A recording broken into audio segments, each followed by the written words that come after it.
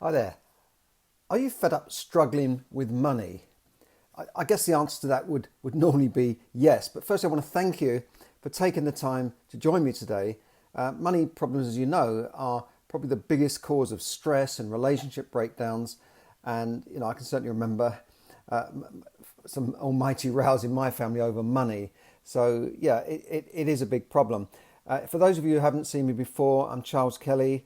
For 25 years, I worked as a financial advisor in the financial services industry, in if you like, inside the industry, learning what makes them tick, what they teach you, what they want you to buy, what they sell. And this is why I know a little bit about not only clients, but about how the industry works and thinks. And I was successful, but it wasn't until I discovered some other secrets outside of what they teach you in the industry. And these are the secrets to mastering money, not just saying, well, you should have this pension product, you should have this product that's sold by XYZ company, but discover the secrets to mastering money that my clients started to achieve amazing results, and I started to receive great results as well. Now, I'm also the author of 3 books, as I've probably mentioned here before. One of them is Yes, Money Can Buy You Happiness, which I wrote because there's a lot of rubbish written about money, that it can't make you happy, and that rich people are stressed and miserable. I don't think that's true. I mean, the well-off people I know are not stressed and miserable. The poor people I know are stressed and miserable. And if you say to them, "Oh, money doesn't buy you happiness," they'll just laugh at you. If you say to somebody in the third world who is suffering and starving, "Oh, you don't need money. The best things in life are free." They say, "Look, I need to eat. I need to put clothing on. I need to educate my children." So that's why I wrote that book, and also to give people some of these things I'm going to tell you today that are in the book, the more detailed version of it. Now, I'm going to uncover, if you like, 3 money secrets that I say they're secret. They're not secret like the Official Secrets Act. They are secrets in that not a lot of people know about them.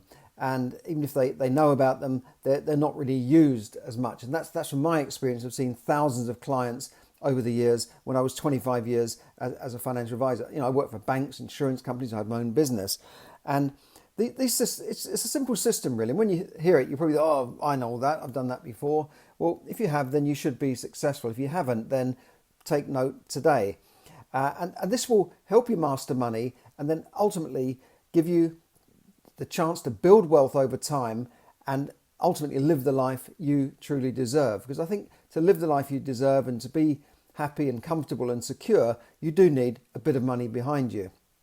Now, the secret one is your mindset has got you where you are today. Now, you're probably, "Oh, not that mindset stuff again, that's all rubbish." No, it's your thinking and your mindset over money, your money consciousness, if you like, has got you where you are today. Not the economy, not the government, not what's going on at the moment, not your parents or anything. It's you and the way you're thinking about money. It's far more about what's in your head than what's in your pocket. Put it that way, okay? Now, most people have been programmed over time to think that money is scarce. Oh, there's not much money about. Money's too tight to mention, as the old song goes, right? Or it's hard to come by. Or you have to work hard for your money. The wealthy people don't work hard for the money. They let their money work hard for them. And all these things that you hear. Yeah. And the other one is you need money to make money, which is not true. You don't need money to make money. Yeah, you might need a bit of investment, but there's lots of things you can do that don't need money to make money. Most small businesses started with nothing. I started several small businesses with no capital, and you can make money without necessarily having money. Okay, just believe me on that. So all these things go into your head, and this kind of language that sometimes you hear from your parents. If you come from a family where things were not. You were not from a wealthy family, you may have heard things like, "We can't afford it," right? "Money doesn't grow on trees."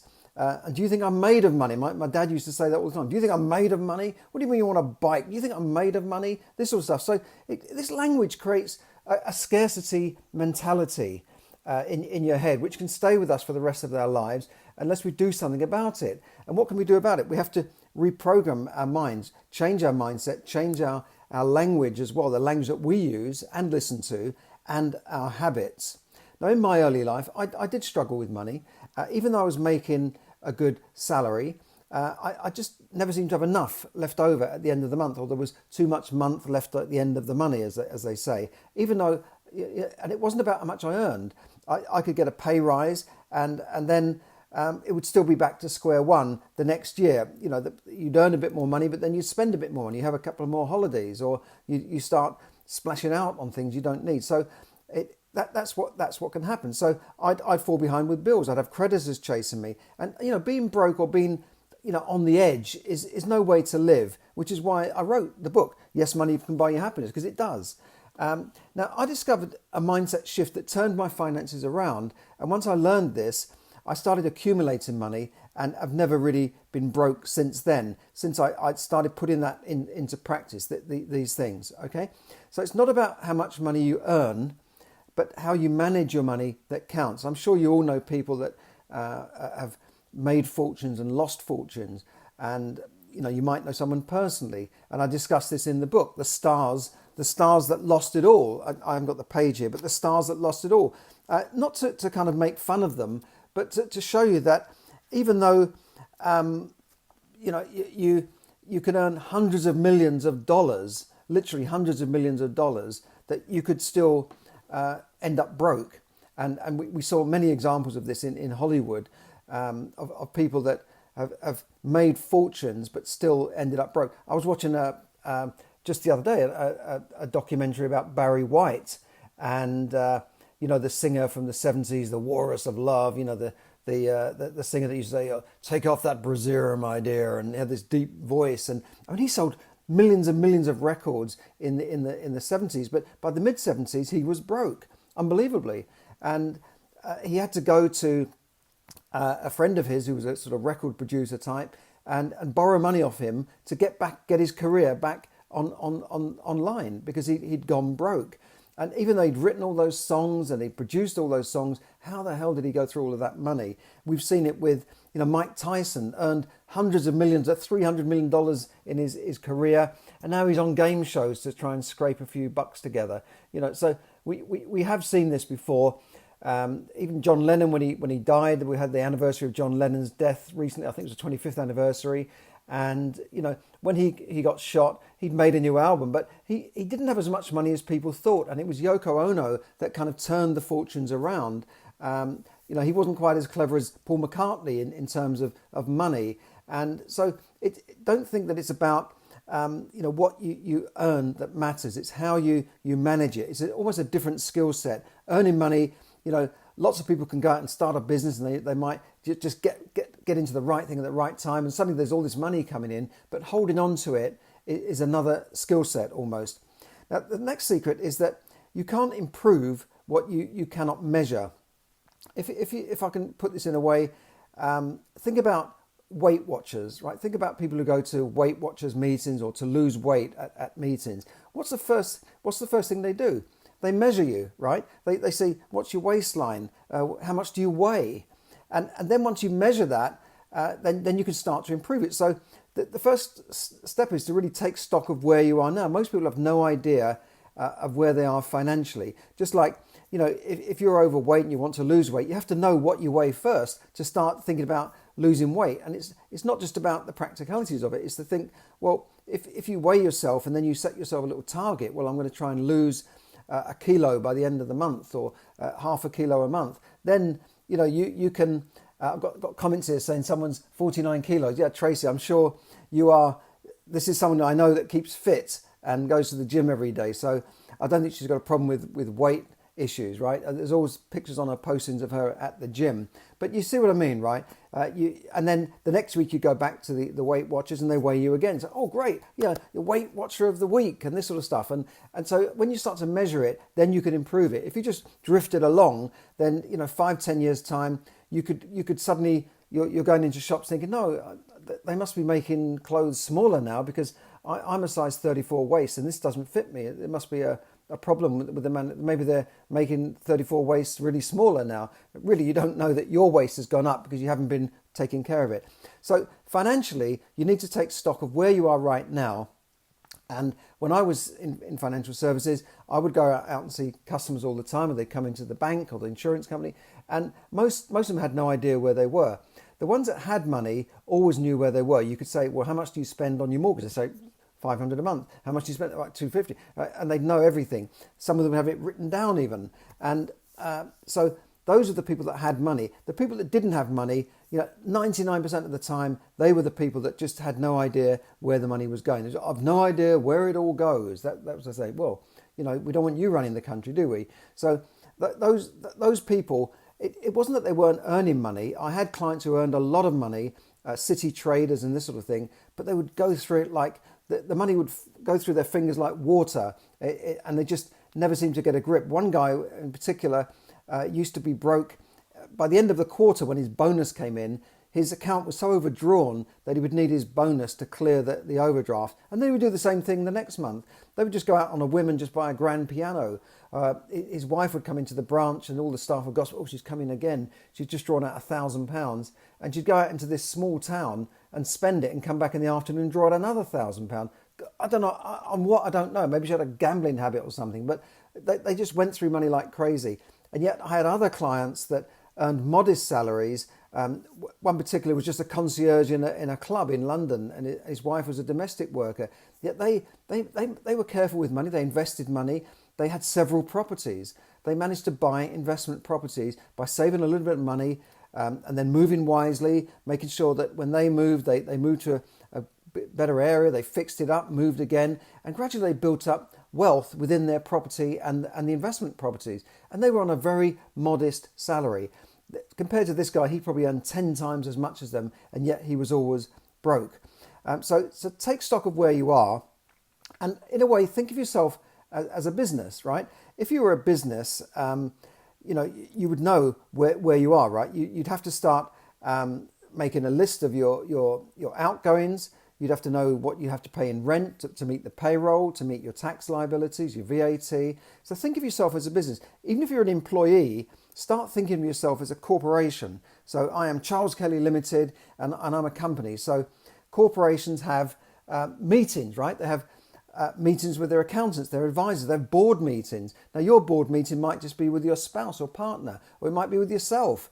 But think of yourself in that even if you're an employee, think of yourself as a business, because in a way you are a business. You are just selling your time for money as an employee. Later on you might find ways of making an income without just trading your time for money by using leverage and using other techniques. But if you start thinking of yourself as a business, this is a big mindset change to start with.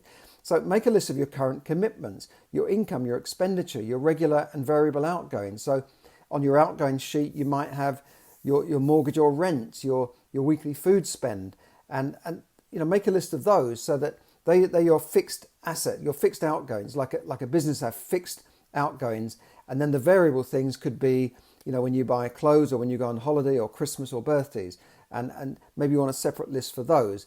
And then you want to list your assets and liabilities. You think, well, what's an asset? Well, an asset could be money in the bank. It could be your car, that you've spent money on a car. That's an asset. It could be a property. Make a list of your assets and then your liabilities, any loans, credit card debts you've got, mortgages, and hopefully the assets column will be worth more than the liabilities, right? You hope that. It could be the other way. It could not. Maybe it's not. If your only asset is a car and you borrowed money against that car, the chances are that the loan on the car is that the outstanding loan is higher than the value of the car. Because once you drive that new car off the showroom, it's probably worth 20,000 less. And lots of people now are driving around in 40, 50,000 pound cars, but they borrowed all the money to buy that. It's just more or less on a lease or some kind of agreement, and they borrowed most of it. So when they drive it off the driveway, a 50,000 pound car is probably worth 40,000 when they've driven it out of the showroom, and they still owe 45 or 50,000 on it. So that in effect, they're almost insolvent. They're almost bankrupt, bit like the country is with all the money we owe now. But just make that list, and that's your balance sheet, and hopefully it should balance. And this will then be, if there is a difference, and there's a an asset there over your liabilities. So if your assets are £100,000 in property and your liability is an £80,000 mortgage, then your net worth is £20,000. That would be your net worth. And you can do this on a spreadsheet. You can do this on a piece of paper. But if you do it on a spreadsheet, then you can repeat this every month, because you have to do this every month to really make a difference. And once you start doing this, it will really open your eyes to a different way of thinking, because suddenly you'll start thinking about, well, look, I've got a budget now. I've got to start budgeting, because this is my income. If I keep spending more than my income and buying stuff on credit cards that I don't even need, then you're continually going to be in debt. And then you can start looking at, when you look at your outgoings and payments and look at your credit card payments, which could be charged at 16 or 20 or 30%, then you'll really start to wake up and say, look, I've got to get rid of these credit cards and consumer debt. So if you do this every month, then you want to start balancing your outgoings, just like any solvent business would. And then you can start thinking ahead. Well, okay, Christmas is coming. What do I need for that? Holiday is coming. Do I need to budget for that? Or am I going to just keep putting it on the credit card and on the never, never? So that will make a big difference to you. Okay, now the third secret is focus on building your net worth.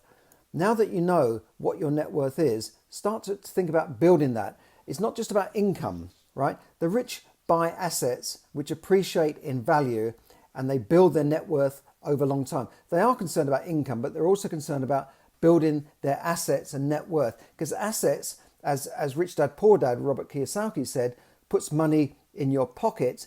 A liability takes money out of your pocket.